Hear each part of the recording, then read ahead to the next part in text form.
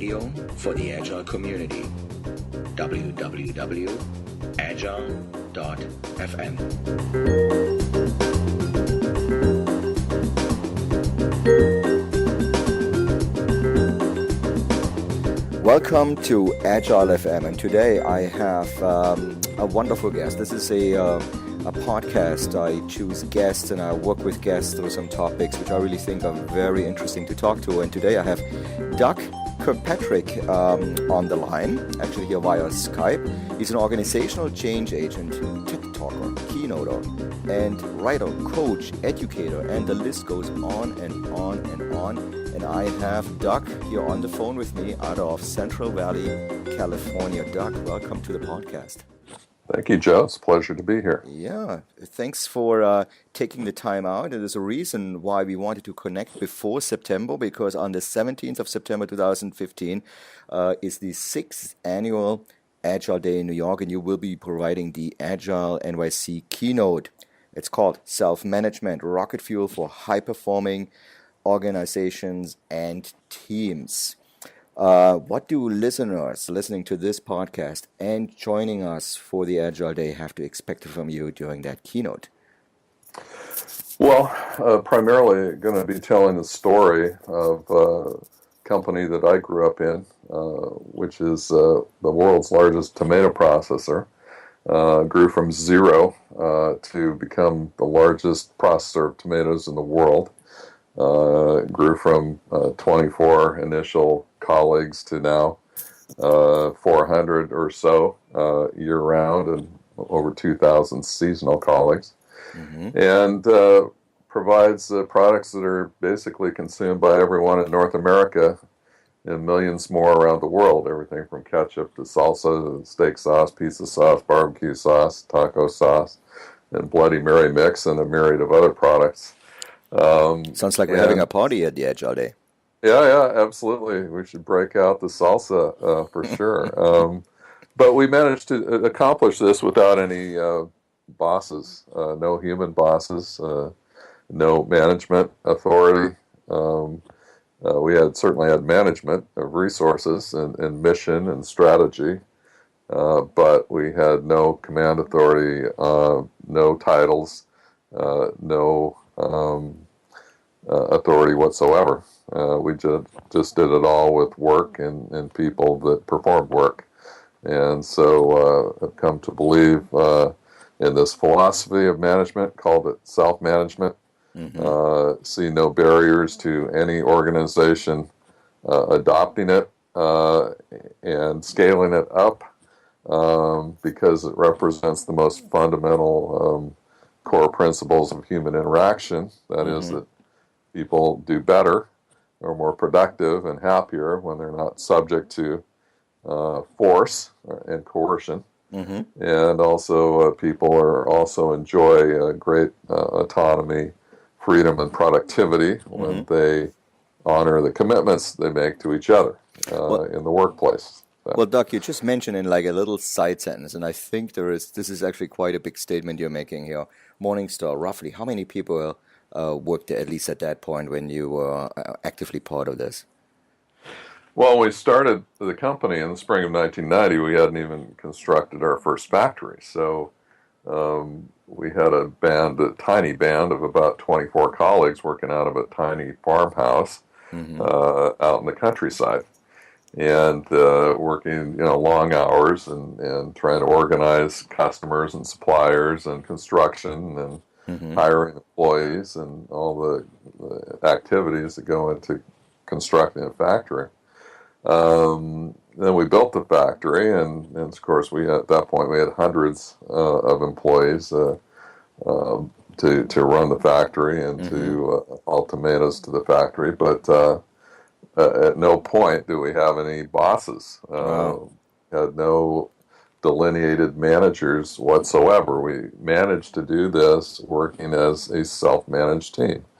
And so even the owner of the company, the founder, relinquished command authority. We got everything done through influence and persuasion and communication and trust. Right. But the reason I asked is probably there are some listeners out there who is like, well, I work in a larger organization, and that sounds theoretically, something that might work for very small organizations. But obviously, this is a testament to it actually does work in larger organizations, and not only that, they're growing while doing it and being extremely successful.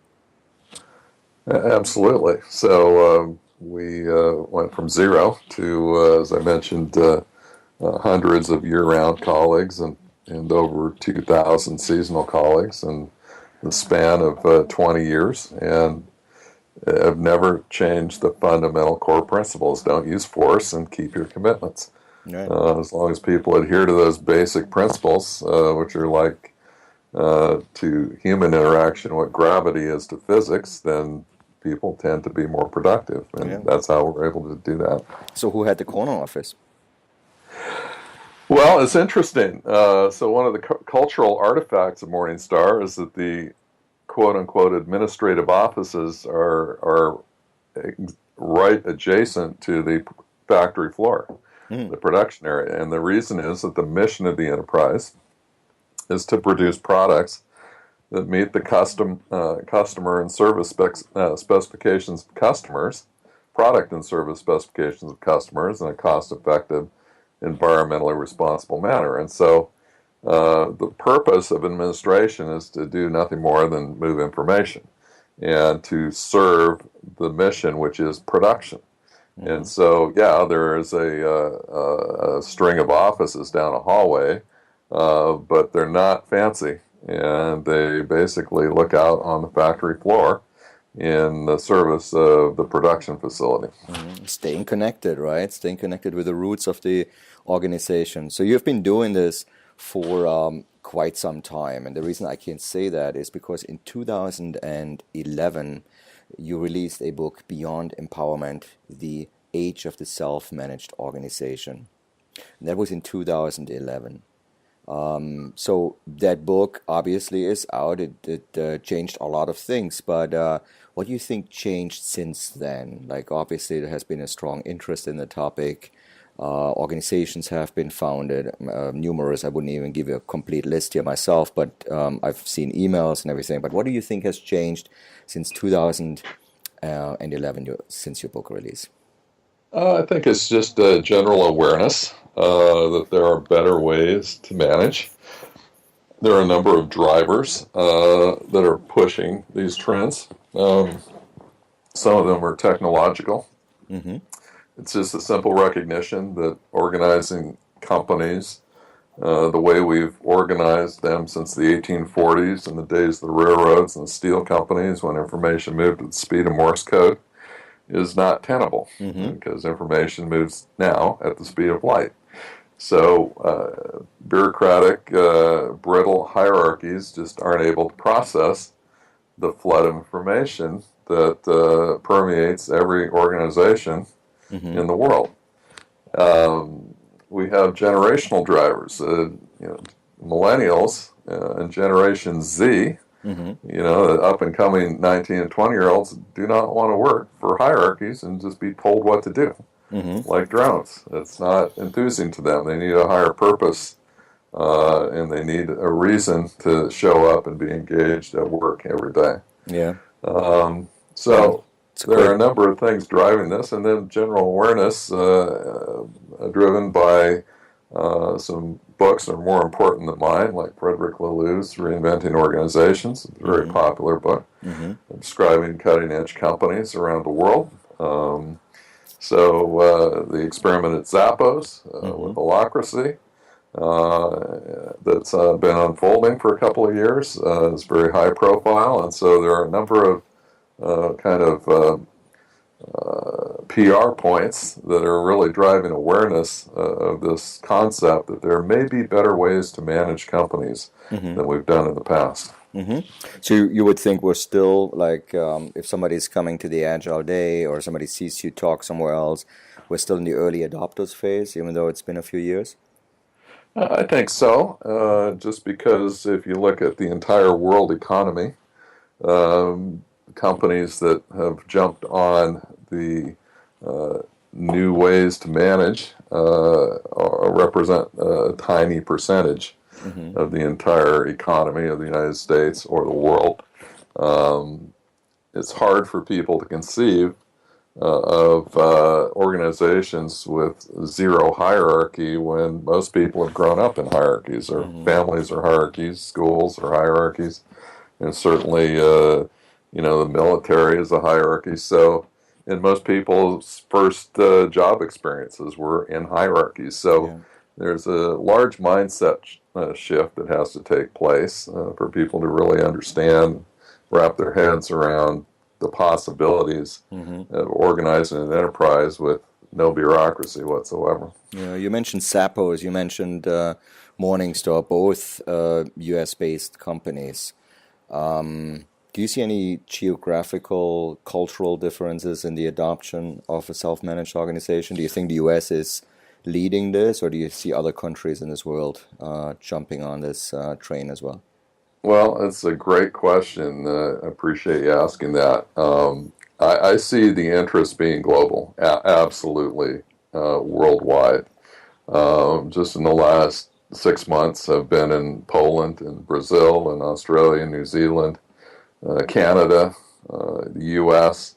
I see strong interest from other countries in China, even Russia and the Middle East and other countries around the world. It is truly a global phenomenon. So the great question is, what will be the adoption rate and what will be the adoption methodology? But people are generally becoming more and more aware that there are other ways to manage companies. Yeah. So I've heard you say a few times like self-organization, that's part of the book and everything, and self-management is part of the keynote. And sometimes we use these words interchangeably. Is there a difference for you between self-organization and self-management? Well, self-management is really kind of a technical term that refers to the traditional functions of management in an organization. So if you go back in time, those functions basically are planning, organizing, controlling, selecting, and coordinating.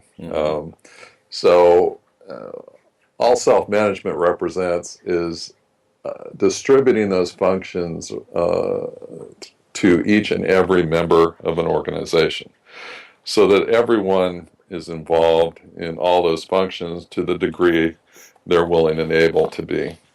At Morningstar, for example, with the management function of selecting, mechanics hire mechanics, electricians hire electricians.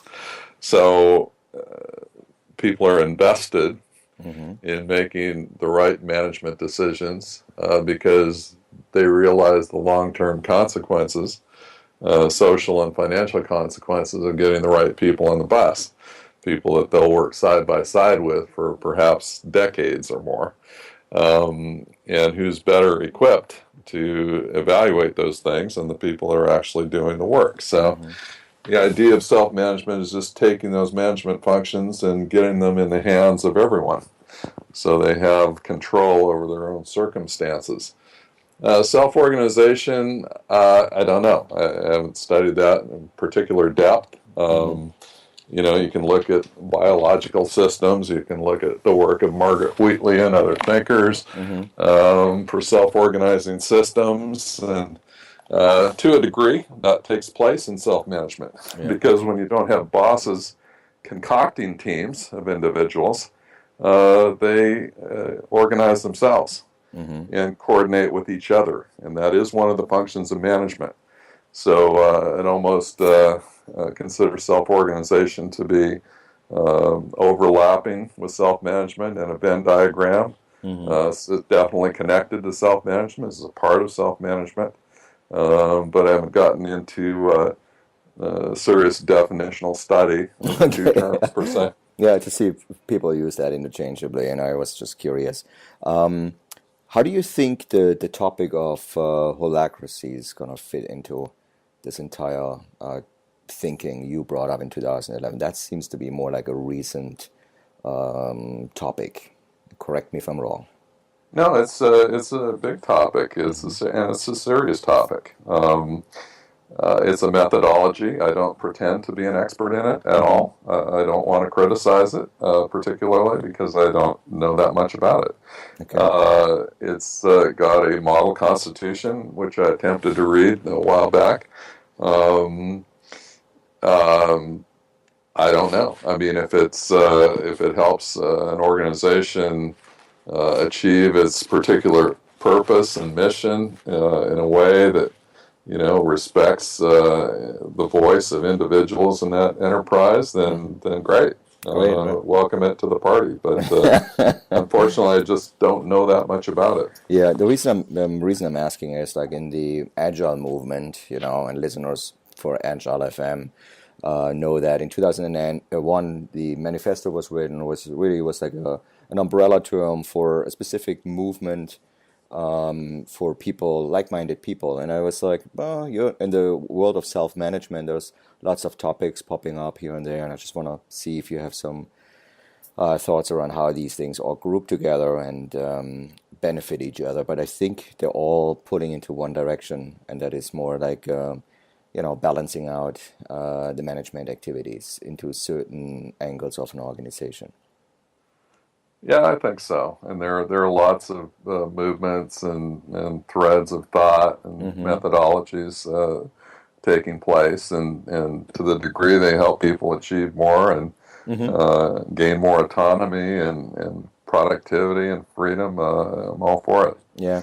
So I want to ask you a personal question, and if everybody listening to this who has been a financial controller or administrator out there, and I'm insulting someone, I really apologize. But this title, when you work as a financial controller and an administrator, I know financial controllers.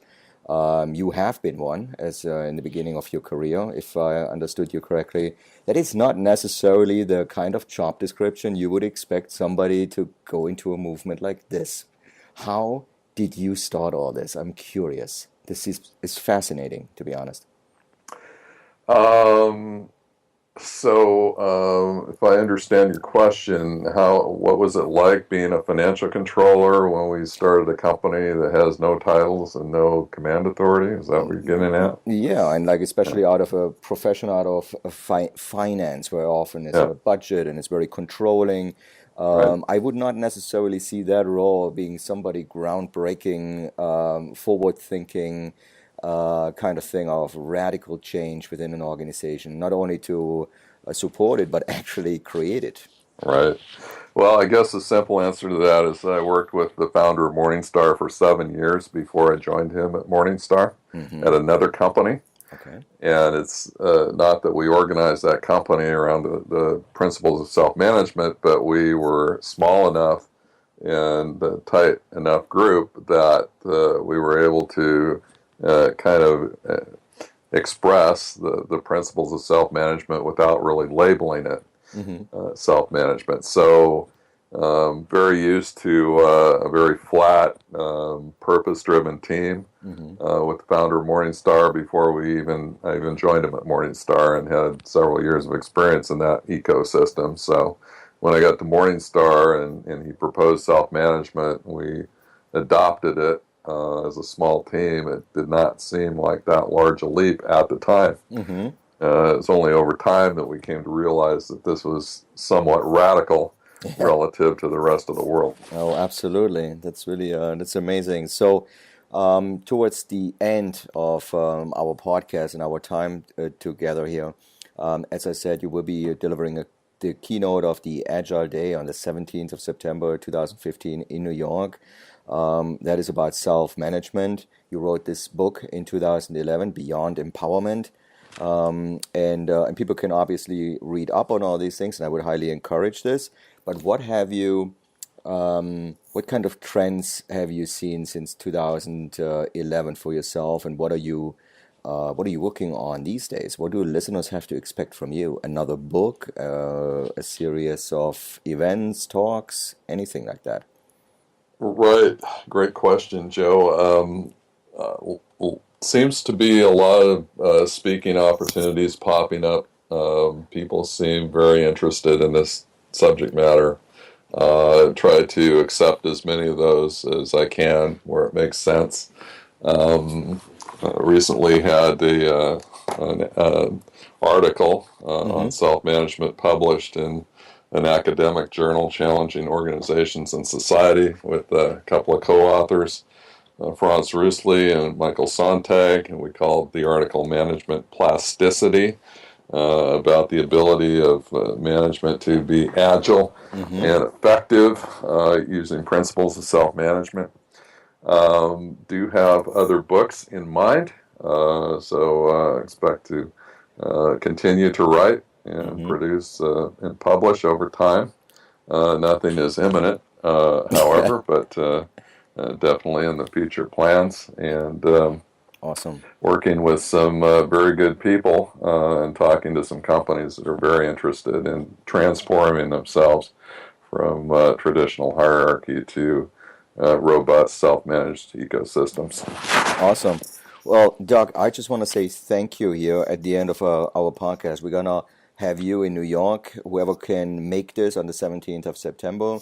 Anybody else, you can follow Doug to China, to Poland, to Russia, and learn more in his talks all across the world about self-management. And we're looking forward to your talk. And I just want to say thank you for taking out the time of the day to just talk a little bit about this and introducing you to the listeners, but also to the participants of the Agile Day in New York. We're excited. Thank you very much, Joe. I appreciate your questions very much. Thank you. Thank you. Thank you for listening to Agile.FM, the radio for the Agile community. I'm your host, Joe Krebs. If you're interested in more programming and additional podcasts, please go to www.agile.fm. Talk to you soon.